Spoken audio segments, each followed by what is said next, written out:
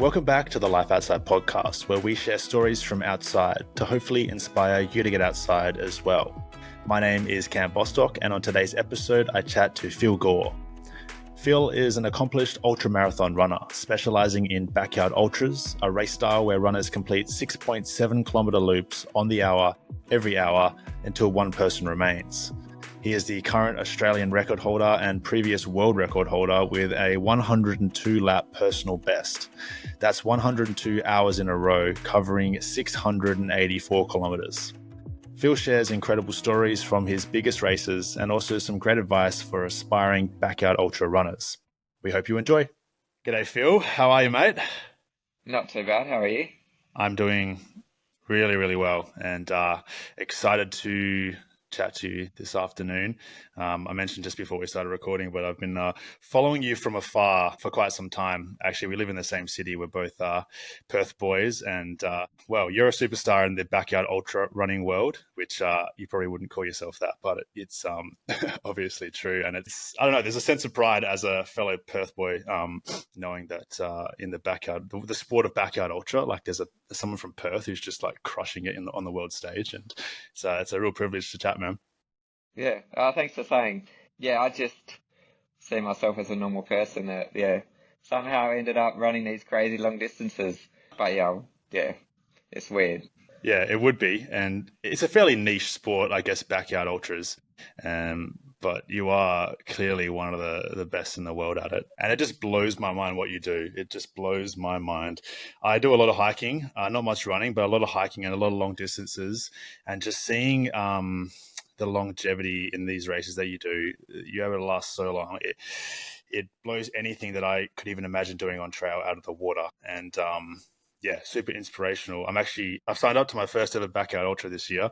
It's the Hardcore Harry's one in Melbourne, Oh yeah, which yeah. you've heard of, which is I've heard of it. Yeah, yeah, it's a shorter distance, so it's not the typical 7 yeah, kilometers or whatever, but there's a big ass hill in the middle of each lap. So I think it actually suits me a bit better than the running ones because I'm not much of a runner, but I hike up and down mountains for a living. So I think yeah, it'll be a bit of fun.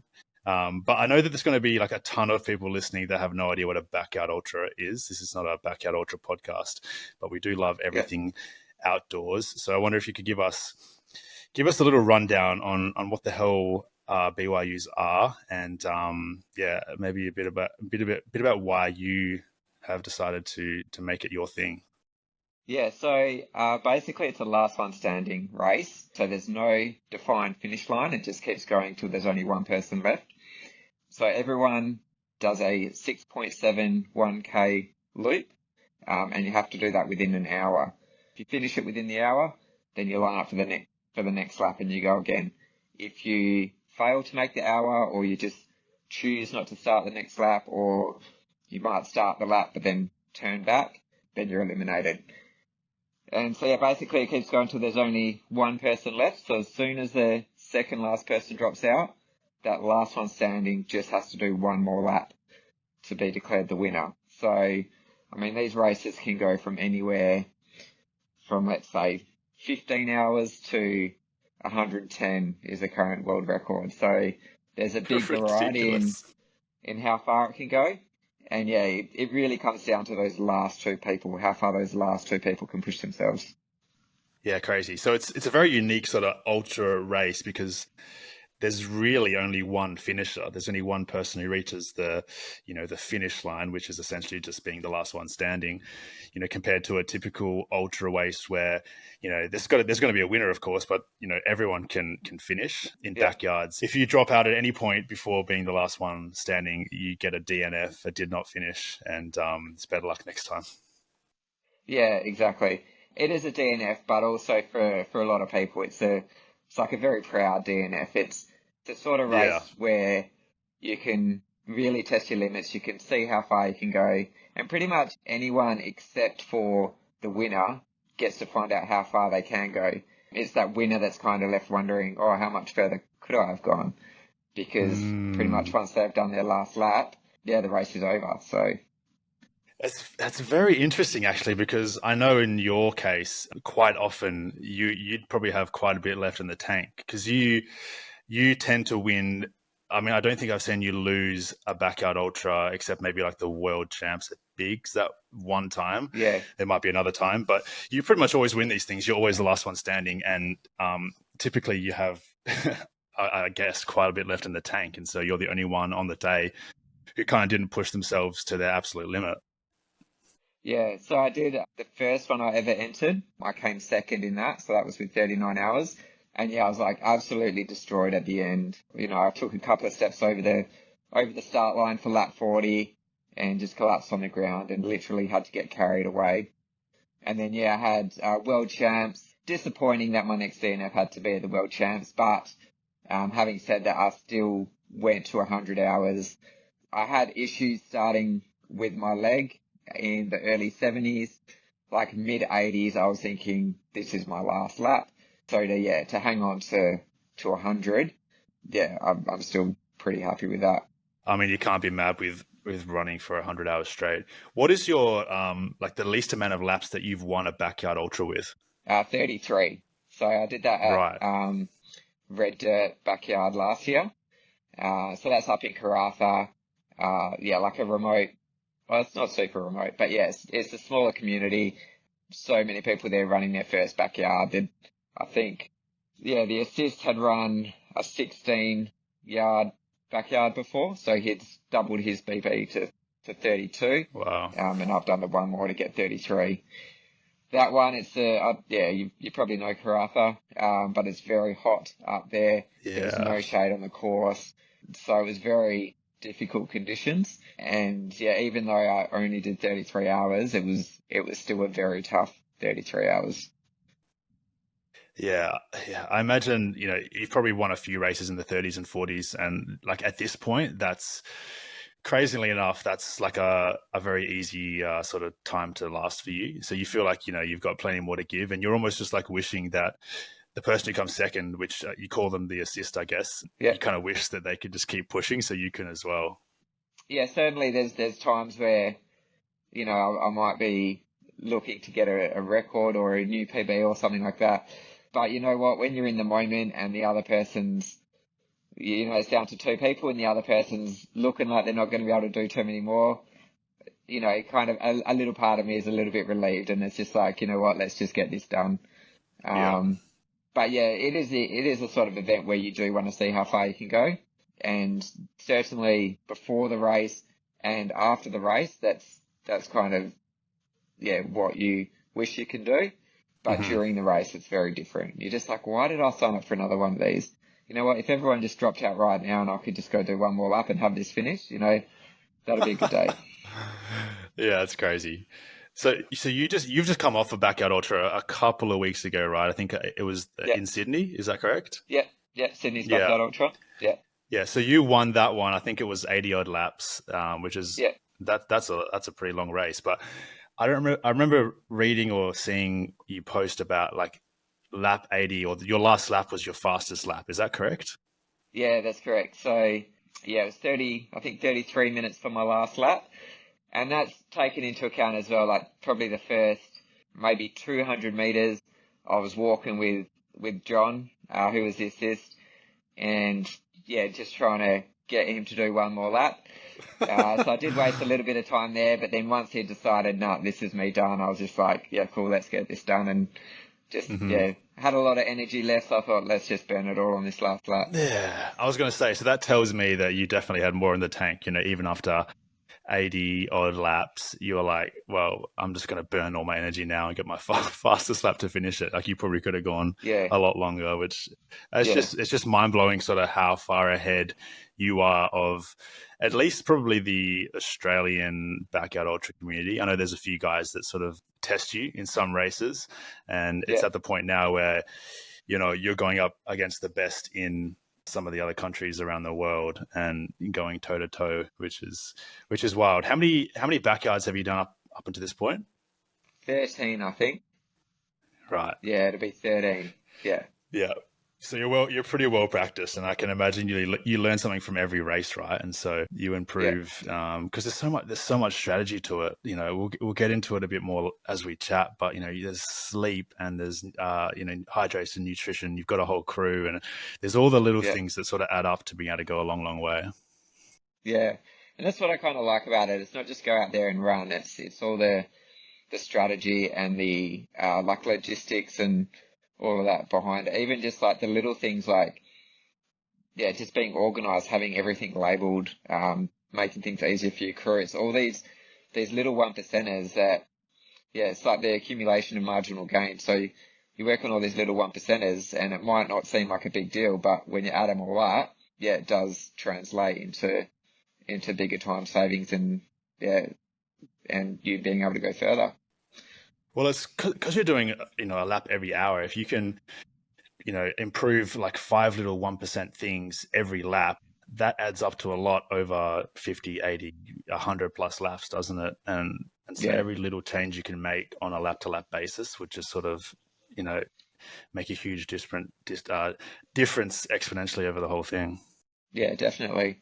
Yeah, just like things like I use elastic laces in my shoes instead of your traditional tying laces because that just saves time getting your shoes on and off, and it's not Yeah. just saving that time, but mentally it's just removing like one little roadblock. It's like I can just come in and flick my shoes off. I don't have to think about untying them and all of that sort of stuff.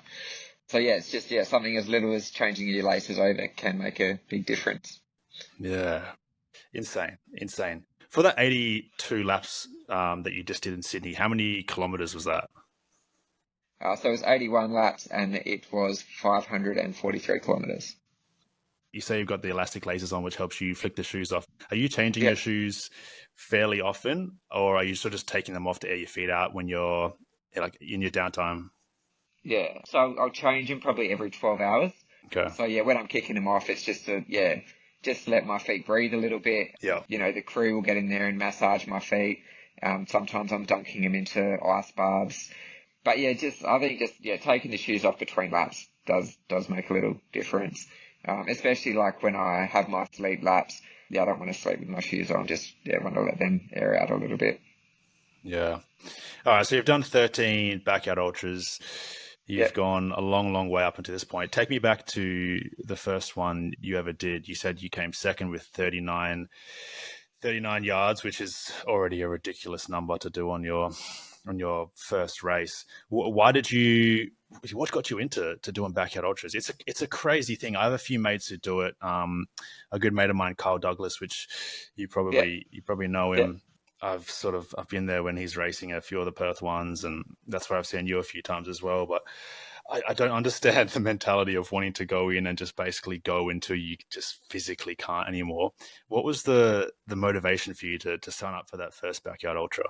Yeah, like I never really saw myself as an ultra runner.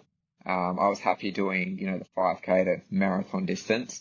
But it was 2018, me and my mate Sean, we did a 24 park runs in 24-hour challenge. This was before I'd ever heard of Whoa. a backyard, but I love park run. And so to me, the thought of, trying to do 24 park runs in 24 hours sounded pretty cool.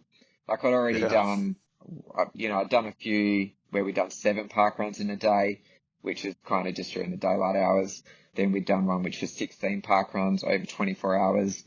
And yeah, so 24 sounded appealing to me. And it was like an unofficial, unsanctioned event. Me and my mate, yeah, just went around. We mapped out a course that took us to all 24 park runs, in the Perth metro area at the time. And yeah, so it wasn't specific as in at the start of each hour we're going to start the park run. It was just, depending on driving time and stopping for breaks and stuff like that, Yeah. we'd start at different times, but overall we're doing on average 5Ks per hour. And to me, I didn't really see that as an ultra. I just saw it as 24 5K runs. But then, yeah, fast forward a couple of years and I hear about this backyard ultra. Never heard of it before. But then, yeah, Sean's putting on this event. I didn't know it was like this worldwide thing. But yeah, it sounded very similar to this 24-hour park run. You do a 6.7K Yeah. loop on the hour every hour. And it's like, well, it's only a little bit more than 5Ks. And this time there's no finish line. So it's not just do 24 and stop. It's, see how far you can go. So because I'd done the 24 park runs, I thought this is something, I could give a good crack at. A bit easier logistics wise, as in we didn't have to drive between each location. You just have everything there at the start where you need it. And so I entered that not knowing exactly what to expect, but knowing that I could very likely get to 24 hours. And then I just wanted to hang on and see how much further I could get from there.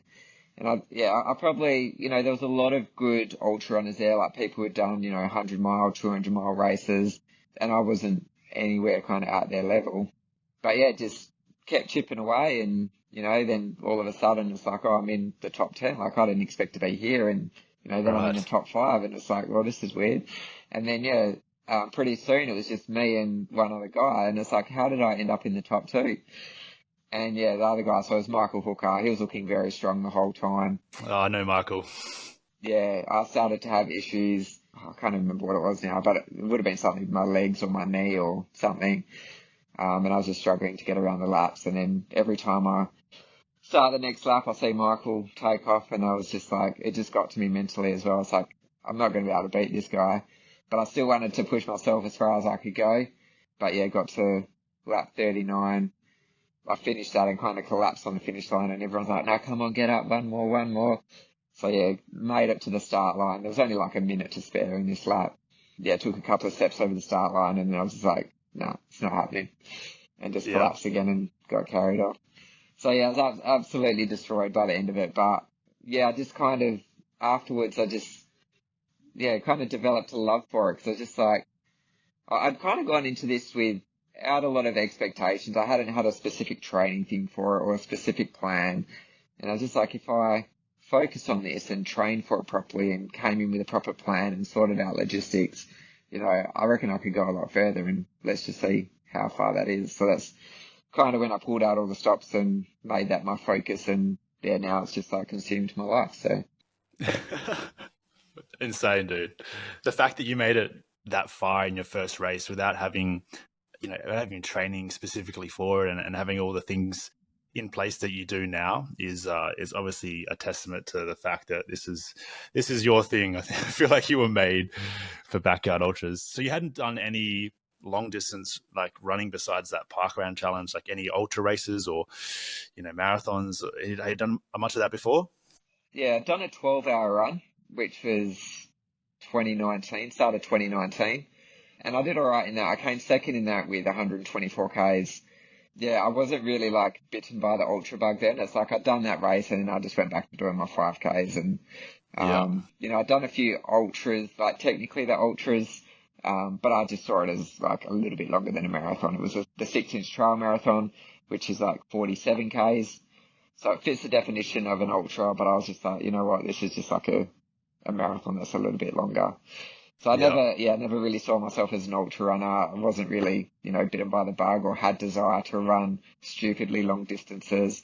Like I'd see my mates go and run 100-mile races and I'm like, that's pretty cool, but, it's not something that I'm interested in. But then, did this backyard ultra and, it's the sort of race where you don't know how far you're going to go. And you're just doing it a little bit at a time, and you chip away and you chip away, and before you know it, it's like, oh, hang on, I've run 100 miles here, and then it's like, oh, I've run 150 miles, and it's it's a very weird sort of race. It's super unique, isn't it? And I can totally see the draw to it. It's just about, like if you're not planning to win or you don't think you can win, it's just you versus you, and it's just like, how long can I last? But you still got that sort of race atmosphere, and like you in your first race, that kind of pushes you on. Like you didn't even realize you're in the top 10, but once you were, you're probably like, oh, all right, let's see how long I can hold on in top 5, top 2. And it's very unique. I'm definitely keen to do a traditional backyard ultra at some point as well. I've always seen, because there's obviously a couple in Perth and they're pretty big and we've got some great athletes here, and it's just like, damn, that's really cool. So I'll have to get into running over the next couple of years and build up to one. You had so you'd been running for a long time before that first one though. Hey, maybe just like short distance and more road stuff. You had a pretty good base, but so I did start back in high school. I got pretty good at it in high school, but then I left school, became a lot more sporadic with it. But then in the end of 2014, I discovered parkrun and I picked my running up again. And 2015, I did like a 5K a day challenge where I just wanted to run minimum 5Ks every day for 2015. And I got to the end of 2015 and I was like, let's just keep this going. So yeah, I ended up going for 3 years before I had to stop because I had to go away for army training.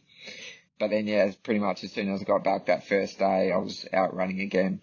I've had to stop a couple of other times just due to injury from doing some of these big ultras. But pretty much, anytime I've had time off for injury, as soon as I'm well enough to run again, I've picked up the streak and, yeah, I get back into running every single day again. So that's pretty much the ultimate base fitness, running 5K a day for pretty much years on end. That's super cool. Yeah, I do remember following you. Like I've been following you for ages, and I remember following the streak, and you just went forever. It's it's very cool. What was your PB progression? So you did 39 yards on the first race. Were you breaking PBs almost every race from there on out? I guess it really depends on at that level, who can assist you to a PB, right? Yeah, that's it. So after that one, the next one I did was Hurdy's front yard, and I did 48, and that was with Kevin Matthews as the assist, and that at the time was a new Australian record. So the Australian record before that was 46, so we pushed it up to 48, and then I haven't broken a PB every time because it does come down to how far that second person goes. But if you plotted it out on a graph, there is a definite trend upwards. So my PB went from 48, then there was a 51, a 54, 76, and then 76 to 102, and that's where my PB currently stands. But I've still had, another 100 hour, a 96 hour, and an 81 hour. So there's still, still a few numbers that are up there. I would love to go through one race with you from sort of start to finish and just sort of just run through the start, middle, and end and how your mindset and body progressed throughout. And there's probably not a better one to talk about than your 102 PB. What race was that? That was in Australia, right? Where you got 102? Yeah, so that was Dead Cow Gully 2 years ago. Dead Cow Gully, yeah. So June 2023. Who else came to Dead Cow Gully that was also, capable of going 100 hours? That was obviously a pretty big race, pretty stacked. Yeah. So going into that one, my PB was 76, which I'd run when Ryan Crawford was the assist with 75. So both me and him going into that race around the same. Harvey Lewis from the USA had come over and his best was 85, which was a world record when he got it, but it had since been beaten. So it was 101 when Dead Cow Gully was happening. And then Sam Harvey from New Zealand, who his best was 46, which isn't huge, but he was kind of like in my position. Like I was in Australia, I was, limited by the assist. He was the same in New Zealand. He'd won not all of his races, but most of them. And so 46 was the highest he could get to in New Zealand. So he'd come over with the goals of hitting some pretty big numbers. So kind of lining up for that race, you kind of at that start line at lap 1, straight away you're thinking, this is going at least 3 days, maybe 4. Wow. Did you have the world record in your sights? Because you said the world record was 101 at the start of that race. You obviously went 102, so you broke the world record on top of a Australian record and a PB. At the start of that race, did you think, maybe we can get there? Did you chat to the other boys and be like, boys, let's get to 100? I knew that was Sam Harvey's goal, but me personally, I try not to set goals. I kind of go into these races and I do have expectations of how far I think it'll go, but I try not to focus on that. I don't want to go in there saying, this time I'm going to get to this many laps. I prefer to just focus on the moment, focus on the lap that I'm on. Yeah. I know as long as I follow my process and do what I do, I'll just keep ticking over those laps and those records. They'll come eventually, but I don't need to chase after them. I just need to keep focusing on the here and now. That's really, yeah, that's the right mindset to have, isn't it? Like I tell people all the time in the through hiking world, which is sort of my biggest passion. You know, when you start a trail that's going to probably take you 5 months or 6 months or however long it is, thinking about the end or even the last section is it's the biggest mistake you can make, because that is a very easy way to psych yourself out and get overwhelmed with how much is to go. Really, what you want to do is think about tomorrow and today and maybe this week or maybe the next resupply town. And you just keep Yeah. doing that over and over again. And I feel like it's sort of similar in a backyard ultra. You just want to think about the lap we're on right now, what are we going to do when I get back to the aid station? And then when you get there, okay, what's the next lap going to look like? What do we need to do right now, kind of thing? Yeah, definitely. Yeah.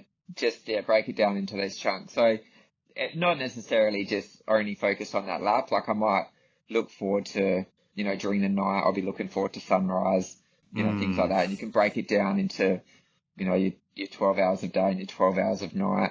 But I'm never looking at any end goals. I don't want to think, oh, yeah. we're this far away from the world record, because I don't want to get to that point and then be like, oh, we've hit the world record. Like I can relax now. Mm, Yeah, you just, do it day by day, night by night, and you just go through those motions. And I think by a certain point, that kind of just becomes your life. Like it can drag on a bit in those first couple of days, but I think by the time you get to the third or fourth day, it's just feels like it's just become your life, and it's just so routine now. And this is just yeah. how you live now. You go out, you run a lap, you come back in, you eat, or you sleep, or you Yeah. have a shower, or, you do any of those things, and then you go out for the next lap. So, I can relate so much to that with through hiking. It's almost like every hour is like a day through hiking, because it's the same thing. You know, after a couple of weeks on trail, both your mind, spirit, and body is just like, this is life now. We get up and we walk 50 kilometers and then we go to sleep. And that's what we do every day. And it just feels like that's the thing you do. And it's the same in a BYU or in a through hiking trail. Like it's really just about consistently just like getting up every day and doing what needs to be done. Obviously, a backyard ultra is just on an hourly basis. It's a bit more short and sweet, but yeah, it's interesting. It's interesting. I can relate to that, and I'm actually super excited to jump in and do one myself and feel that feeling. Hopefully, so take me to the start line of Dead Cow Gully. Stacked lineup. The energy would have been pretty high. We've been pretty pumped, eh? yeah. I mean, the start of any backyard is always very social. Like, it's still, like, it's such early days. Like, yeah, you're not looking at any, long-term, um, long-term goals or anything like that. It's just you're out there, you're meeting new people, you'll chat with a different person each lap, and yeah, you just get to know people. It's very social, and that can help pass the time. And you kind of you don't forget you're in a race, but you kind of your focus isn't on the racing. It's just about getting out there and talking with people, and then yeah, sort of it's quite chatty for the first day normally, and then you get into the night, and people are starting to get a bit more tired and or getting a bit more serious. For myself, that's when I actually speed up, because I want more time back at base to sleep. So I'm normally running out in front and don't have many people around me to talk to, so I can just kind of tune out and just get my laps done, and yeah, come back in, have a sleep, and yeah, go through that sort of cycle at night. So obviously, sleeping has got to be like one of the biggest factors to actually making it to 100 hours, say, because you simply can't go 100 hours without sleeping, especially running that far. So your Yeah. strategy is during the day, you don't sleep as much during the day and you tend to go a bit slower. Is that right? And then at night you speed up. And how long would you sleep per lap? Yeah, so during the day, it's more about conserving the energy. So there's a lot of walking. I'm not too fussed about getting in real quick. If I've got something to do, like if I'm eating a big meal or, I'm going to have a shower, then I'll do it at like a quicker lap. But generally, like if I'm coming in around 50 minutes, like, that's fine. Yeah, and then at night time, yeah, I'll try and pick up the pace, and if I can get in under 40 minutes, then that's good. And from that 20-minute window that I've got left before the start of the next lap, I'll probably get maybe 15 minutes sleep if I'm lucky, because I need to have time to come in and sort myself out, like take my shoes off, have a quick bite to eat, and then lie down. And then I'm getting up like 2 minutes before the start of the next lap so I can start getting ready for that lap. So over a night, I might get maybe 2.5 hours sleep. I don't sleep great on the first night just because I'm not as tired yet, so it's a little bit harder to get to sleep. But definitely by the third night, it's like I am going into that deep sleep stage. You know, my crew will wake me up and a 15-minute sleep might feel like it's been 2 hours or 3 hours. There's been times where I've just, woken up thinking, why did my crew forget to wake me? Like, I've missed the start of the lap, thinking thinking I've been there for like 2 hours, but it's only been like 10 minutes. And then it's like, I can go back to sleep and get another 5 minutes. So 10 or 15 minutes of that deep sleep on night 2 or 3, does that feel like it gives you some sort of rest or like helps you with the fatigue and tiredness at all when you do start that next lap? Yeah, well, starting the next lap is very difficult. Like it's very hard to go to sleep and get into that deep sleep stage and then be woken up and it's like, okay, now you got to go run again because all you want to do is just go back to sleep. So it's very hard to get to that start line.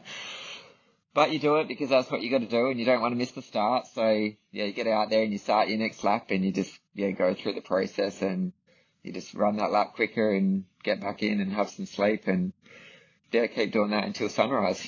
You're not getting any more than 2 or 3 hours total of sleep per day, with like a 10 or 15 minute sort of sleep per lap at best, right? Yeah. So you are insanely sleep deprived. 3 hours would be at the very top end. It's probably closer to 2. Far out. So Dead Calgary, how many people started that race? I couldn't give you a number. I don't know, between 200 and 300. Okay. But I'm just guessing here. I can't remember exactly. So 24 hours in, I'm assuming quite a few people have dropped out by that point, right?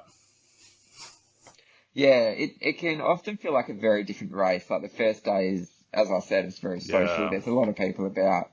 You've got people going for their own little goals, whether that's, it might be 10 hours or 15 hours or 24 hours. Or it might even, for some people it might be, just doing a marathon or doing a half marathon. So you get a wide variety of people there. And then, by the second day, the field is normally thinned down a lot. So I can't remember exactly how many people we had at 24 hours, but it was probably around 20, maybe 30.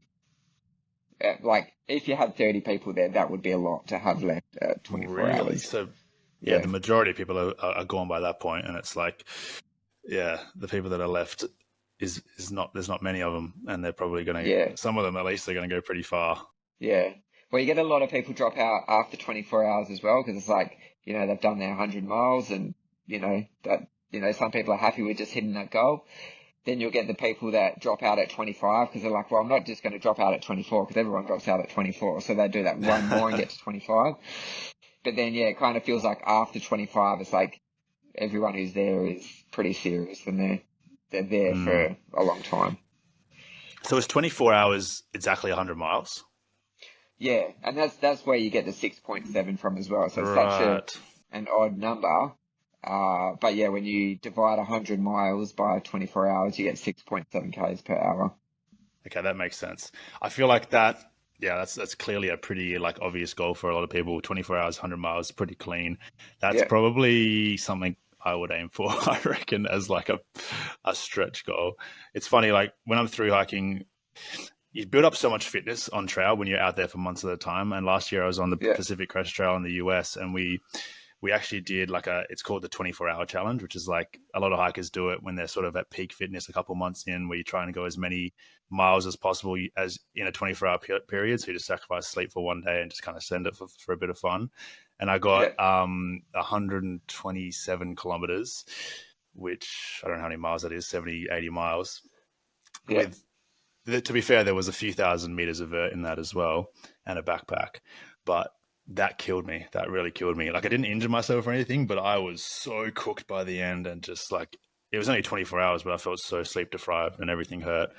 So like doing 100 miles in 24 hours, I feel like that's actually quite a logical step for me, which Now that now that I know that, that's on the bucket list. I'm going to do that sometime in the next year or two, I reckon. Yeah. And yeah, so like, yeah, you do get the chance to sleep in that 24 hours as well. It's not like you're through hike where Mm, it's just as far as you can go without sleeping.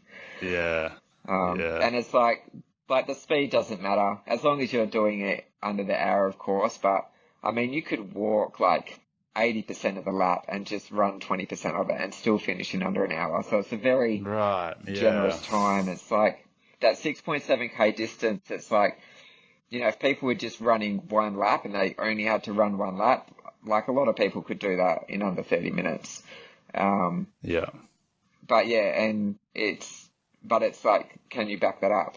Like again and again and again. So you kind of get a point and again and where, again, I yeah, think 45 minutes is like a sweet spot for me. It's like, it's not too quick and it's not too slow. It still gives me enough time in the break. But yeah, even if you're coming in at like 50 minutes or 55 minutes, like a lot can still happen in 5 minutes. You can still come in and get a foot rub and have something to eat and change your clothes if you need to. Like you can do a lot in that 5 minutes. So I feel like 55 minutes would probably be my sweet spot because I can walk, I can hike really fast for a really long time. By fast, I mean like a walking pace, like 6K an hour. I can hold that pace forever. But I yeah, would, yeah, you do have to run that little bit. So that would be the thing that makes it quite interesting for me. But yeah. I'm going to do it. Well, I'm going to do it for sure. I've actually done it before where like in training, I've walked 6.7 Ks in under an hour. So it is possible to walk the whole Yeah. thing, but it certainly wouldn't be more efficient. Like it's definitely more efficient Yeah. jogging Yeah. some of it because walking at that speed, it takes a lot of energy and yeah, like my body's not used to walking that Yeah. fast. But it's good to know that it is possible. But yeah, certainly when Mm. you've been out there for like, 50 or 100 hours, you're not going to be able to walk at that pace. So, Hmm. but yeah, if you And can, clearly, you want to do a bit of both, right? Because you're using slightly different muscles walking than you would be running. And so just sort of mixing it up and going back and forth is probably the ideal strategy. yeah, definitely. Like I don't like to run the whole thing. Even when I have my quick laps where I want to get in with more time to sleep, I'll still have walking breaks during that. And normally that might be dictated by like the terrain, like if there's certain hills in there, it's like I always walk the up hills, or it might just be, dictated by the shade. Like I'll run the sunny sections and, walk the shade just to kind of maximize my time that I'm in the shade Mm. and stuff like that. So. So walk me through the sort of 24-hour mark to maybe like the 72-hour mark at Dead Cow Gully. How many people were there sort of on that, 3 days in, and how is everyone feeling? How are you feeling? How are the conditions? Yeah, we're going back a bit now, but I can't remember exactly how many people there were, but I think by maybe the early 50s, we probably still had 6 people left, I want to say. Um, but yeah, I found it's weird, like when you've been running for a certain amount of time and you're kind of sleep deprived, yeah, I kind of touched on it before, but you just kind of just go into this zone where that like becomes your life. And I think day 3 was like the sweet spot for me where I was actually I was feeling really good. I didn't have any niggles. I felt like my Wow. nutrition was going great. I was getting enough sleep. And I just start to think like, how much longer am I going to be feeling like this? What happens if this event just goes on forever? Like I feel invincible at the moment. I feel like I can just run and run. And it was very different to how I felt when I was at 3 days before. So when I'd done the 76-hour run at the Sat Champs, that was a struggle every lap. Like my crew's coming up with a different reason to convince me to go out again, and all I wanted to do was stop. I was finding that race so tough. But this time when I was approaching the 70s, I was just like, this is great. Like I feel really good. It's like like I couldn't see myself stopping at the 76 hours. Like I was feeling so much better than I had before at that point. It just becomes your life. It's just like, this is what I Yeah. do now. Like, let's just keep going. What do you think it was about this race in particular that made you feel so good? 3 days in, you'd obviously you'd learned and you're making changes each time. What was it about this one? Yeah.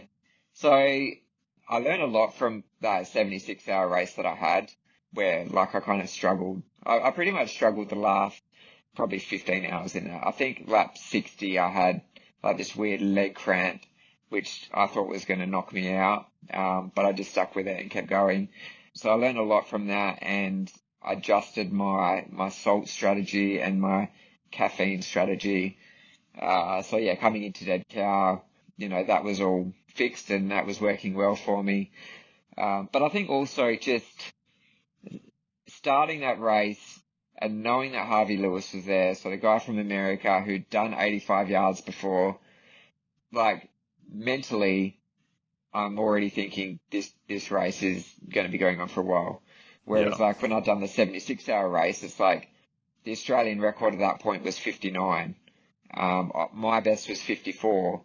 So as much as I try not to expect when the race will end, it's just like an automatic thing. It's like thinking, when this gets to around the 60s, that's when it's going to get hard. That's when it's going to start winding up.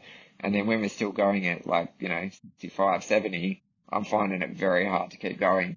Yeah. So yeah, when I'm kind of in Dead Cow Gully and, we're approaching the 70s, I'm like, well, we're still not anywhere near my PB or Harvey Lewis's PB. So we're still going to be here a while. And yeah, you're just not wrapping it up in your head mentally. So it's a lot easier to stay in the moment and stay focused on that lap because, yeah, you're not thinking you're in this uncharted territory yet. It's got to be such a mental game, especially at that sort of distance and time. I mean, what do you think is the split? Like, obviously, it's an insane physical feat, but how much of it is mental? Because everyone, no matter who you are, you're going to be physically pretty cooked after a couple of days of running with no sleep, and it's just like at that point, just mental fortitude and just pure bloody grit is going to get you through, right? Yeah, definitely a lot of it is mental, but I don't want to discount the physical effort it requires to get there. I think what works well for me is I feel like I can go a long way before I start to get that physical discomfort or start to get those issues where I have to draw on my mental strength to get me through. So I think that my physical strength gets me a long way, before I start having those issues. Whereas some other people I've seen runners who've started struggling with issues in the first 24 hours and then they're still there at 72 hours. And I'm just blown away. I'm like, if all those issues had happened to me, I reckon I would have tapped out by now. But I think I just do very well in preparing my body to a point where, I can run to 72 hours and still be feeling really good. Whereas these other guys Incredible. who, not to say that they don't train, but, if they have issues happen outside of their control, they have a lot of mental strength to draw upon to be able to get through that and come out the other side and still be standing there 3 days later. That's got to be such an edge, especially when you're in such a competitive race like this, to be at the 70-hour mark. And, you can sort of notice that other people are having to draw more on their mental fortitude rather than just their physical capabilities. And you're just out here like, yeah, I'm actually physically feeling really good. I'm sure they noticed that about you. Like, damn, Phil's not even bloody grimacing. He seems to be pretty relaxed. And I feel like that would give you such a mental leg up against the competition. How competitive are you getting when it's down to sort of like the final 4 or 5, say a Dead Cow Gully where, all these guys are very capable? Are you guys still super friendly and chatty, or are you just sort of like in race mode at that point and just trying to get the mental edge and maybe just run a faster lap just to sort of tell everyone how good you're feeling? And what kind of strategy kind of comes into play there? Yeah, so for myself, I just still try to focus on my own race. I try not to get pulled into the mental game. So if someone goes out for a fast lap, to try and mess with me, try not to let it get to me. And I know what pace I need to run at for that lap. I'm not concerned about what anyone else is doing. I know what I need to do when I come in during the break, and I just bring it back. And that's why I love having my plan, because it's like everything's set out. It's like I know what I need to do. What anyone else does doesn't matter. But yeah, we can still be chatty out there. We'll still get out there and talk to each other. We're still all out there just trying to do the best that we can do. There might be a few mind games in there, but for me, it's if I'm feeling strong, I'm standing at the start line and looking strong, and that's just how I approach things. And I know what I'm capable of. I know what I'm going to be able to do that lap. And I try not to anticipate when other people, when other people might drop out, or try to guess how other people are feeling. So it doesn't matter if they're standing at the start line looking really strong. That could mean that they are feeling strong, or it could mean that they've just got a very good poker face. Yeah. And with these races, stuff can happen so quickly. Like, someone might be running looking really strong, and then 2 laps later they're out, and you're just like, what the hell happened? Yeah.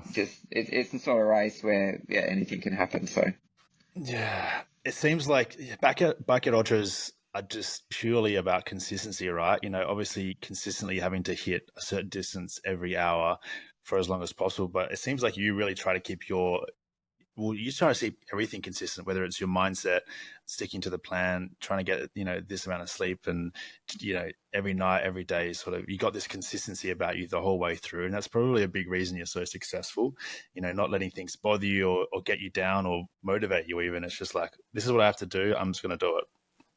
yeah, and it's like the way that I approach lap one. It's the same way that I approach lap 100. I just Yeah. follow what's written on my plan, and I'm still even trying to keep the same pace. Like, I have my different pace groups that I run out depending on what I need to do during the break. And most times I find that I'm pretty consistent between, day one and day four. I think if you look at the graph from Sydney, you actually see my average time come down as the race goes longer. Whereas most other people, there's normally a definite trend line upward. Like, they start a bit quicker, and it's just like a war of attrition. Like, they just keep getting slower and slower until they can't make the cutoff anymore. Whereas I mix mine up. I'll start slow, and then I'll do some fast laps, and then I'm doing slow laps again. And I think that that balance helps helps me go further. Yeah, for sure. So you say you've got like a written plan. How much are you planning out? Is the plan about like paces, when you're eating, what you're eating, when you're sleeping, that kind of stuff? And Yep. you like write all that out and sort of project as far as you think it will go or something? Yeah, so my plan will go a lot longer than what I expect the event to go. So most of my Yeah. plans now go for like 7 days or more. Wow. The world record is at 4.5 days. So yeah, it's like I don't want to have my plan stop at any particular point that we could possibly reach, because then it's like, when I get to that point, then what?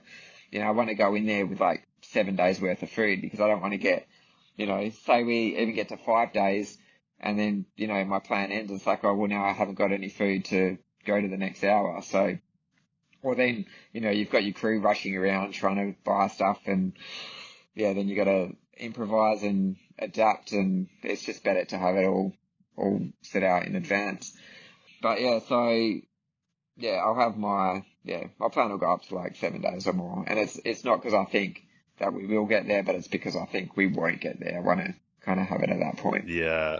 Yeah, it's great. You have a crew that's with you this whole time, right? The crew job is probably almost as hard as running the thing. Do you have the same people there for days at a time, or you have people sub in and out? I know your wife plays a big part in crewing a lot of your races, but they play a pretty big role, right? Like, you really need people there each lap to give you what you need, especially as time goes on and you start becoming bloody delirious. You wouldn't wouldn't know what to do with yourself at the aid station otherwise. Yeah, definitely. So yeah, my wife has crewed for me at every single event, and then I've got other people that have crewed for me at different events. So it does vary from event to event which crew that I have. But yeah, and then they'll, like, if I can have, like, say, I think three is a good number, then they can kind of rotate around. So I've always got two with me. One's away sleeping. That way they can get, 6 to 8 hours of sleep in if they're lucky.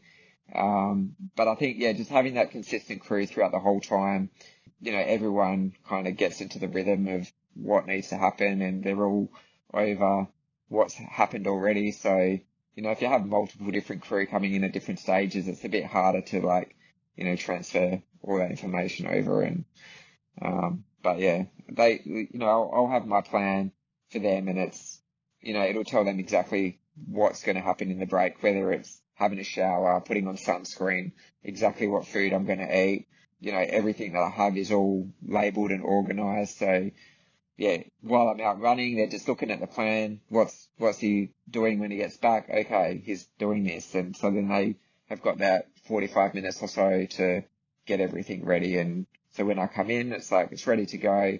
I can just, do what I need to do, whether that's eat or, get my feet washed or whatever. And then, go for the next lap. Yeah, wild. Well, credit to the crew. They're real MVPs. They get you to the end of all these incredible races. So, 72 hours into Dead Cow Gully. There's still a whole day and a bit left. How was that last day or so? And how long did those last 5 or 6 guys last? Were there a few of you at sort of the 90s and stuff? No, so by the fourth day, so after 72 hours, there was only 3 of us left. So it was me, Harvey Lewis from the USA, and Sam Harvey from New Zealand. So Harvey Lewis, as I said, he's done 85 before, so he's still not at his PB.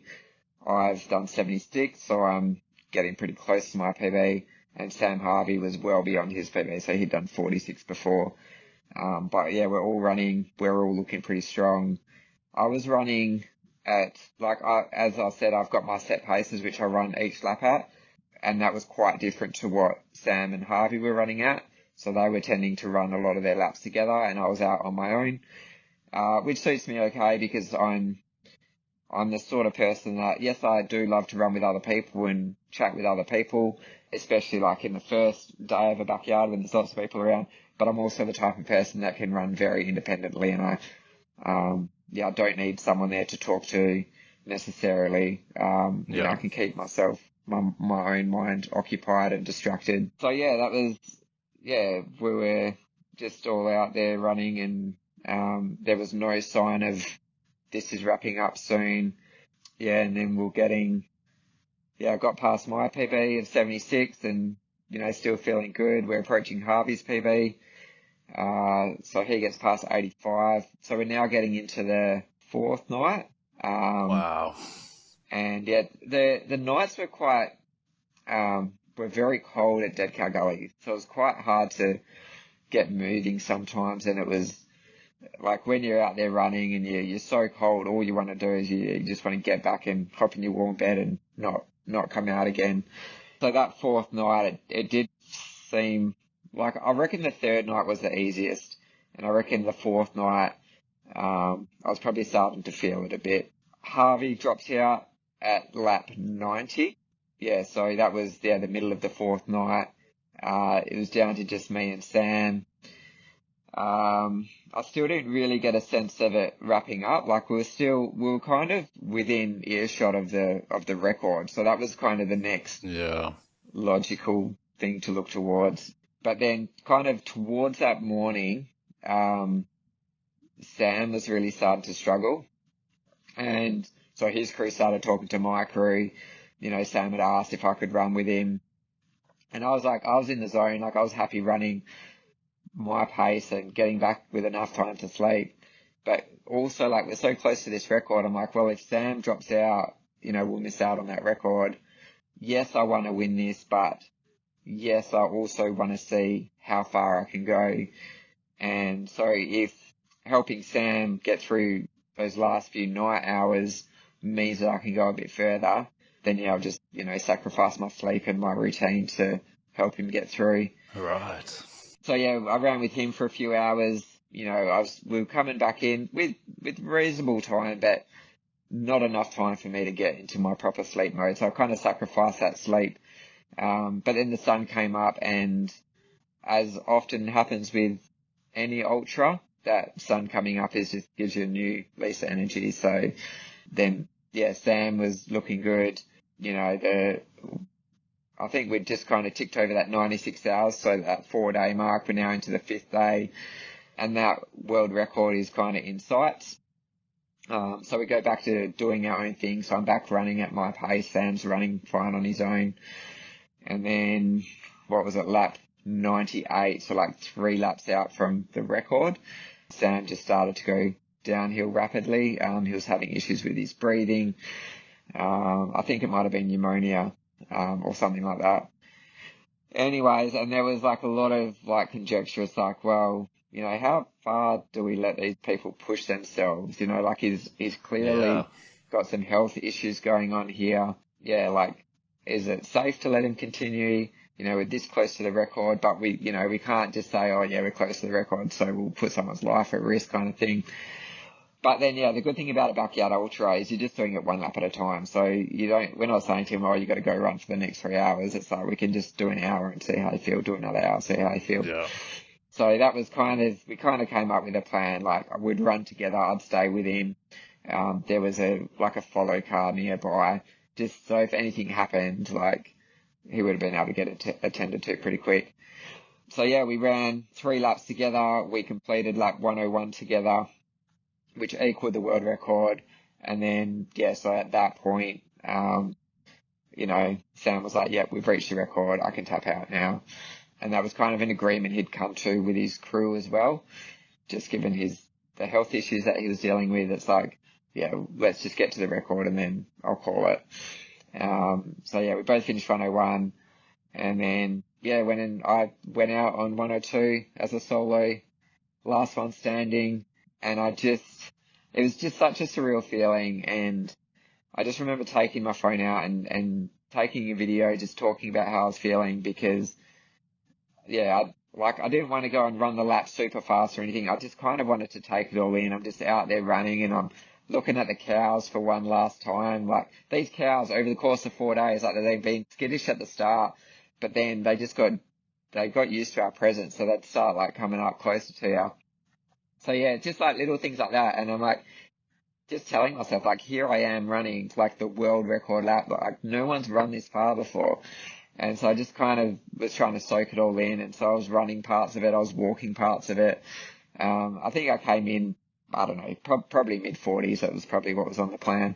And yeah, just coming in and, you know, had the music playing and everyone like lining up to give high fives, and then give my wife and crew a hug at the end. Like, it was just such a great feeling.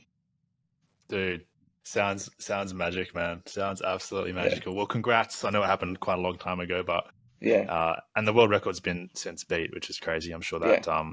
motivates you pretty hard, but insane effort, and super cool to hear it. Hear it firsthand. Was how much do you reckon you had left in you on that day? You stopped at 102 because you were the last one there. You reckon you had a Yeah. few laps left in you? So after I'd helped Sam get through the night and he was looking good again, then straight away I'm thinking this could be going on for a while yet. And I'm thinking in my head, like, we're going to be here at least another 24 hours. Wow. So I was kind of thinking that at the time, like, I could keep going, but, you know, not long after I stopped, I was like hobbling around, like my legs just started to swell. Like, it's like I'd done a lot of damage to them, but it had just, like, my body had just like kind of pushed it to the side, and it's like, just wait, we're not finished yet. Wait till we're stopped, and then we can swell up.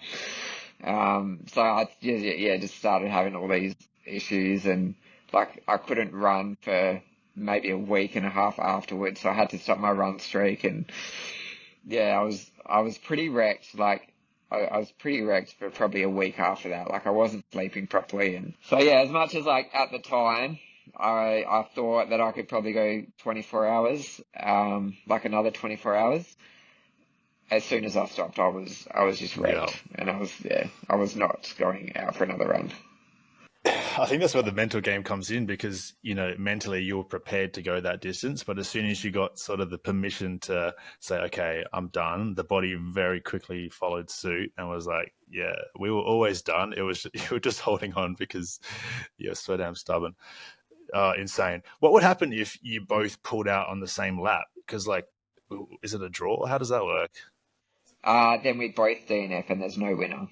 There's no winner, So, really? yeah. Oh, wow. Yeah. Because the winner has to do one more lap than everybody else. Interesting. So it has happened a few times, like when the Belgians got the world record. So when they did it at 101, there was 2 of them that finished together on 101, and that was like a mutual thing between them. And then they did the same thing again when they got 110, and there's actually 3 of them. Wow. yeah, I don't know how I feel about that. Like, I think in those situations it was kind of cool because it was a team event and they had worked together for a long time to get there. But I think like the whole point of the backyard is to just keep going until you can't anymore. So if you like mutually agree with someone that, oh, we're going to stop together, it's like you both still have more. You just, like, mentally you're just done. Like, you just, Yeah. it's kind of like an easy way out to, still be like, I mean, it's still technically a DNF, but yeah, people kind of treat it as, oh, we're equal winners. It's like, well, you're not equal winners, you're equal second place kind of thing. But yeah, like, I don't know if it's Interesting. something that I would ever do. But I know people that have done it, and I certainly understand their reasons for doing it, and every situation's different. But yeah, for me, as I said, I think it's in the spirit of the backyard. It's to see how far you can go. Yeah, those Belgian guys are crazy, right? Because I've watched a few of the World Championships events, and the Belgians just seem to be really good at backyard ultras for some reason. Yeah, yeah, they're very good. And to get three of them to 110, and the fourth last standing, like he hardly even gets a mention, but he still got to 100 yards. So, like, Wow, imagine that, getting 100 yards and coming fourth, and yeah, not even getting a mention anywhere. crazy. So the second time you went to 100 was the World Champs, which is where like Yeah, I guess the best backyard runners from every country sort of come together. Is it in the US that it's held? yeah, it's in the US, in Tennessee. Yeah. And so yeah, what happened? We don't have to go through the whole race, but what happened towards the end of that race? Because yeah, you didn't PB. I feel like you would have been so motivated to keep running, but something obviously went pretty badly wrong. Yeah, so I didn't PB, but I did get a lot further than I thought I would after I started having leg issues. Like, the first 72 hours were great, and I even remember thinking, like, this is the best I've felt in any race at 72 hours. And then, yeah, something kind of happened with a tendon in my lower left leg. And it just started small, but it was like, okay, this is definitely going to be an issue if we don't do something about it. And we tried different things with, like, strapping and hypnosis and yeah, all sorts to, like, try and get it better. But yeah, it's like the course itself was very difficult. Like, it was like a trail course during the day, and there was like, it wasn't even a proper course. It was just like some goat track through Laz's backyard. You're climbing up over rocks, you're climbing through trees, and like, Wow. there's not a lot of places where you can get a good run on. The night course was great. It was just a flat out and back road. Well, not flat, there was a little hill in there, but it was mostly easy running. But yeah, I think, yeah, the course certainly didn't help my leg. Like, when I started having issues with it just kind of made it feel worse. And then, because my leg was slowing me down, then it has a flow-on effect that I'm not getting the right amount of sleep because my laps are slower. I'm not eating the right nutrition. Yeah, just kind of had this flow-on effect. And yeah, as much as I tried to not ignore it, but just kind of work my way through it, um, like, it did affect how I ran. And as I said before, like, I got into, like, so this happened in like the early 70s, got into the mid 80s, and I remember Rob Parsons, who was the second last Aussie standing. He was coming in late from a lap, so I saw him as he was coming in from that lap, and so obviously he's timing out, and I said to him, something along the lines of, "Don't worry, mate, I don't think I'm far behind you," thinking that I've only got like 1 or 2 laps left. Somehow I'm still there, 15 laps later, I'm there at lap 100.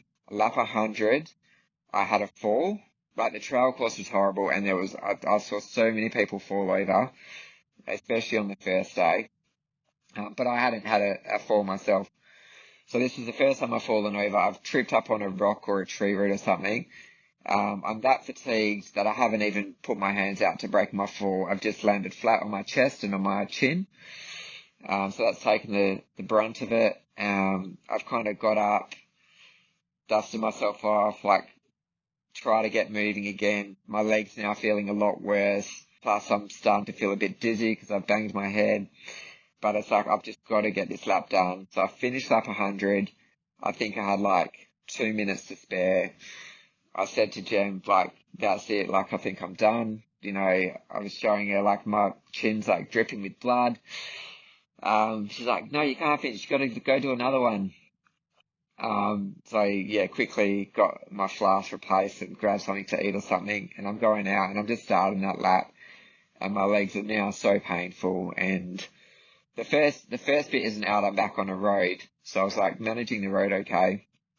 But then I'm getting into the trails, and yeah, I was just getting slower and slower, and I'm just stumbling around. Like, now the fatigue's really setting in. I haven't been getting my proper sleep, so I'm a lot more tired than I should be.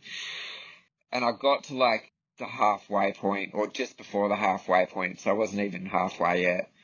And I remember looking at my watch, and it was like 37 minutes, and it's like, you know, my brain's not thinking clearly, but I know that if I've taken more than 30 minutes to do less than half the course, there's not a good chance I'm going to make it back. Like, I'm not going to do the second half of the course in 23 minutes. Like, it's not going to happen. And because I was already feeling like a bit lightheaded and dizzy from my fall, it's like, I don't want to be out on this course for like another 37 minutes, or it would probably be longer.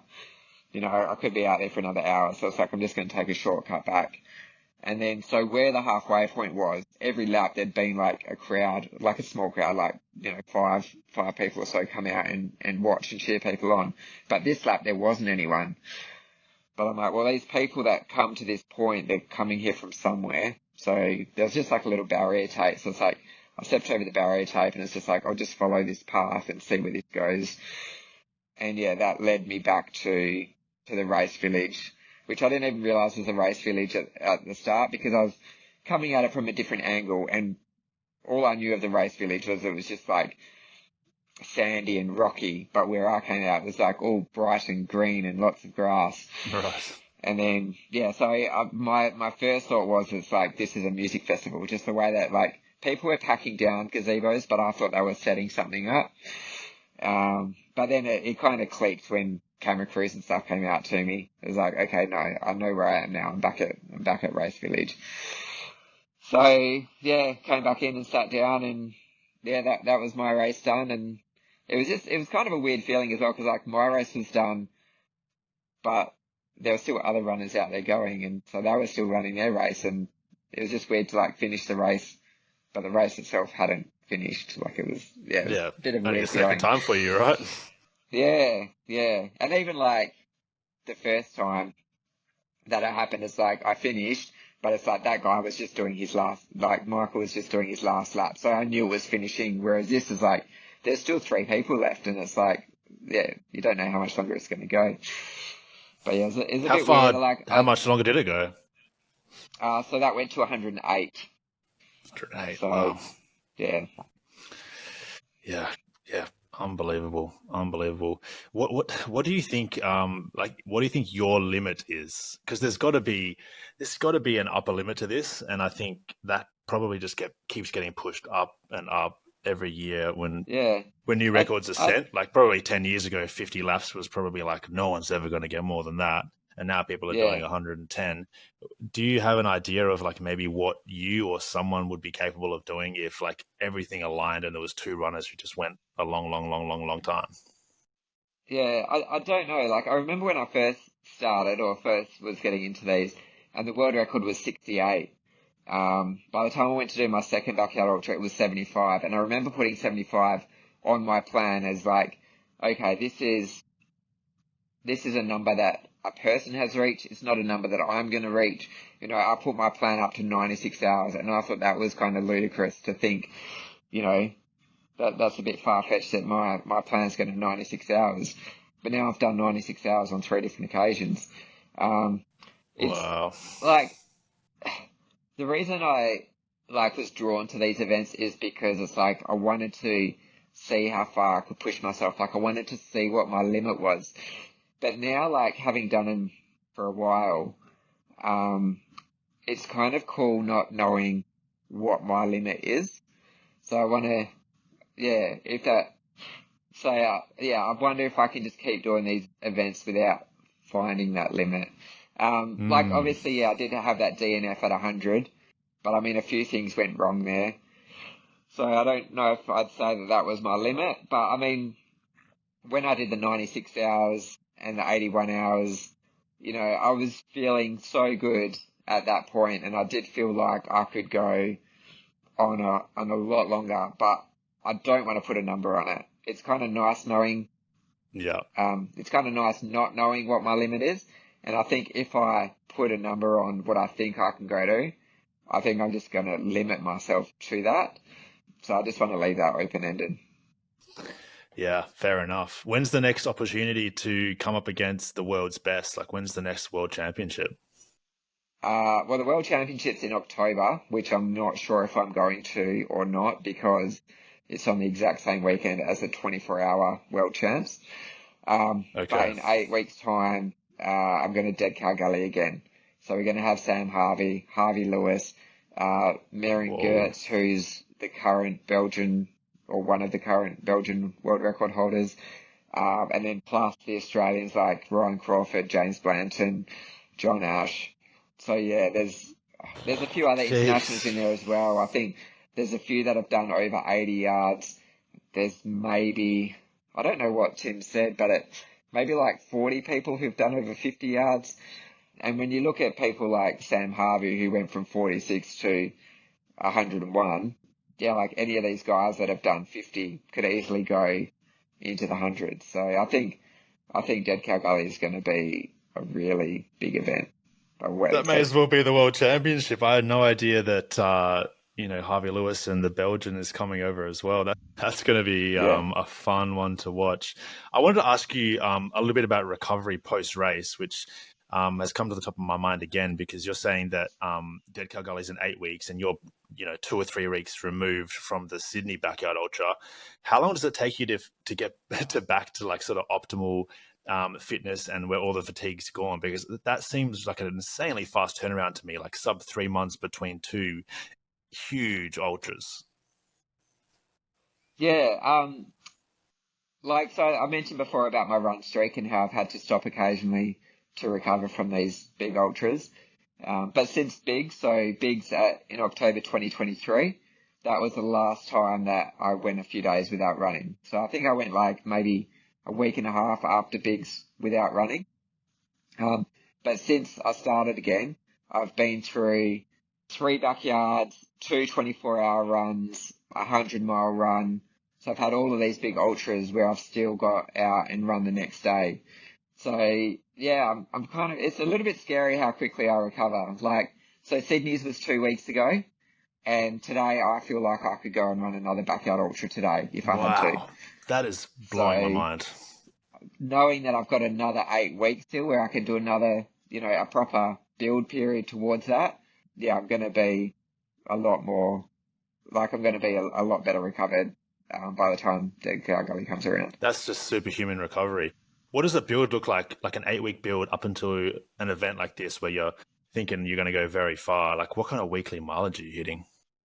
So I work up to about 160, 170 Ks for my peak weeks.